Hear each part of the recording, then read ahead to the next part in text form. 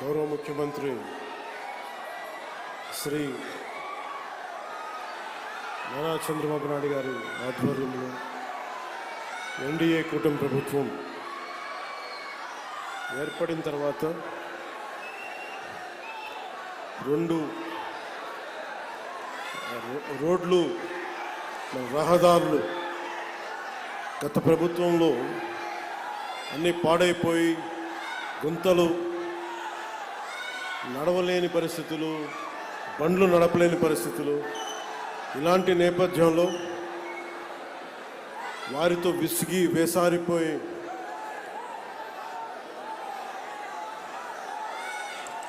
కూటమి ప్రభుత్వానికి మీరందరూ మద్దతుగా నిలబడినందుకు మనస్ఫూర్తిగా మీ అందరికీ నా కృతజ్ఞత. పల్లె పండుగ 2.0 ఇది దాదాపు 6,000 కోట్ల పైతోటి పనులు ప్రారంభిస్తూ ఉన్నాం.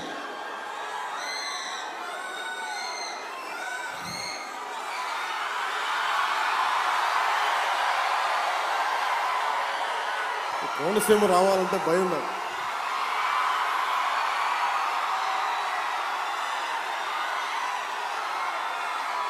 అంటే నేను చాలాసార్లు చెప్తా ఉంటా, కోనసీమకి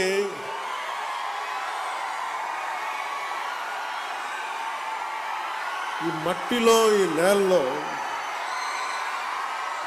అగ్ని ఉంటుంది. అంటే ఖనిజ నిక్షేపాలు ఎప్పుడు బ్లోడ్ జరుగుతూ ఉంటాయి. ఈ తిండి తిన్న మీకు, ఈ గాలి పీల్చిన మీకు ఎంత తెగింపు, ఎంత పౌరుషం ఉంటుందో నేను బాగా అర్థం చేసుకున్నాను.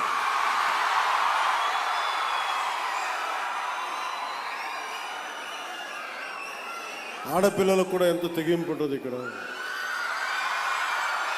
దారి పొడవునా వస్తూ ఉంటే అమ్మలు, అక్కలు, చెల్లెళ్ళు, ఆడపడుచులు హారతులు ఇస్తూ,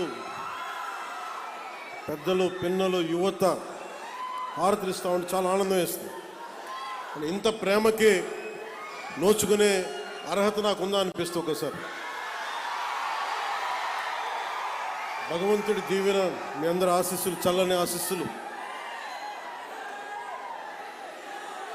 మీరు నన్ను ఈ స్థానంలో కూర్చోబెట్టారు.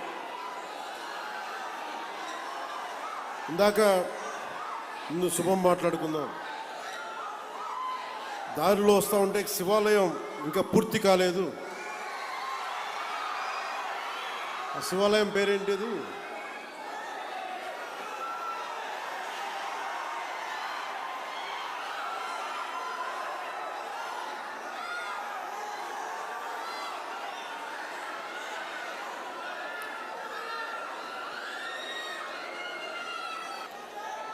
సార్, కోనవరం అంటే ఈరోజు ఎందుకు ప్రత్యేకించంటే, ఈరోజు సుబ్రహ్మణ్య షష్ఠి శుభాకాంక్షలు తెలియజేసుకుంటూ, కోనవరం శివాలయం ఆగిపోయింది. సుబ్రహ్మణ్య షష్ఠి రోజున మీరు సుబ్రహ్మణ్యేశ్వర స్వామి తండ్రి అయిన పరమశివుడు ఆలయం ఆగిపోతే దాన్ని ఎలా వదిలేస్తాం? నేను మీకు మాటిస్తున్నాను, అది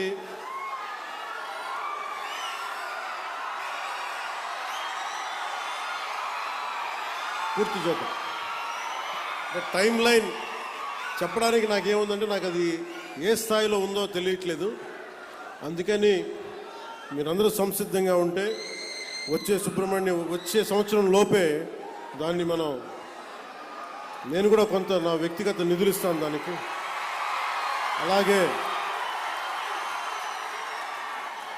అలాగే మన ఎండోమెంట్స్ డిపార్ట్మెంట్తో మన మంత్రి గారితో కూడా మాట్లాడి దానికి కావాల్సిన నిధుల్ని నేను సమకూర్చి మీకు పరమశివుడి ఆశీస్సులు ఉండేలాగా మనందరికీ ప్రయత్నం నేను చేస్తాను. ఏంటమ్మా మీ లెటర్స్ ఇవన్నీ? ఏం రాశారు లోపల ఇవన్నీ నేను చదివి మీకు పంపిస్తాను.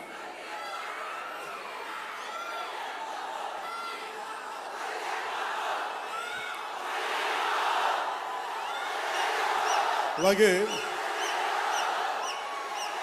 కోనసీమ జిల్లా మినీ గూడ్స్ యూనియన్ డ్రైవర్ సోదరులందరికీ కూడా జీవో 2000 ఏదో పెట్టారు. కొత్తగా వచ్చిన GO spot case spot cash అనేది మీరు చెప్తా ఉన్నారు. దీన్ని ఒకసారి అధికారులతో మాట్లాడి ఇలాంటి పిచ్చి పనులు వాళ్ళు చాలా చేశారు. గ్రీన్ ట్యాక్స్ తగ్గించాం మనం, అందుకని దీన్ని ఎలా కరెక్ట్ చేయాలి ఒకసారి అధికారులతో మాట్లాడి మీరు ఇబ్బంది పడకుండా దీని మీద ఒక ప్రయత్నం చేస్తాను. సో అంతేగాని మీరు నన్ను రోడ్డు మీద ఆపేసి గొడవలు పెట్టుకోకండి నాతో. ఒకసారి ప్రేమ ఎక్కువ ఉన్న చోట ఏమైపోతుందో హక్కు వచ్చేస్తుంది. సో ఆ హక్కుతో అంటే ముఖ్యంగా నేను పర్యటనలోకి వచ్చినప్పుడు చూసే ప్రతి ఒక్కరికి, వచ్చే ప్రతి ఒక్కరికి, ప్రేమతో పలకరించే ప్రతి ఒక్కరికి కూడా నా విన్నపం, నాకు సెక్యూరిటీ ఇబ్బందులు ఉన్నాయి నాకు. సో ప్రతిసారి బయటికి రావాలంటే అది బుల్లెట్ ప్రూఫ్ వెహికల్ అవటం వల్ల డోర్ చాలా బరువు ఉంటుంది. అలాగే ఒకసారి రోడ్ల మీద నుంచి బయటకు వద్దామంటే కొన్నిసార్లు సెక్యూరిటీ సిబ్బంది అధికారులు కూడా మాకు ఇబ్బంది అవుతుందని. అంటే మీరు మన అభిమానులు కానీ, మనల్ని ప్రేమించే జనసేన అభిమానులు కానీ ఎంత బలంగా ఉంటారంటే ప్రధానమంత్రి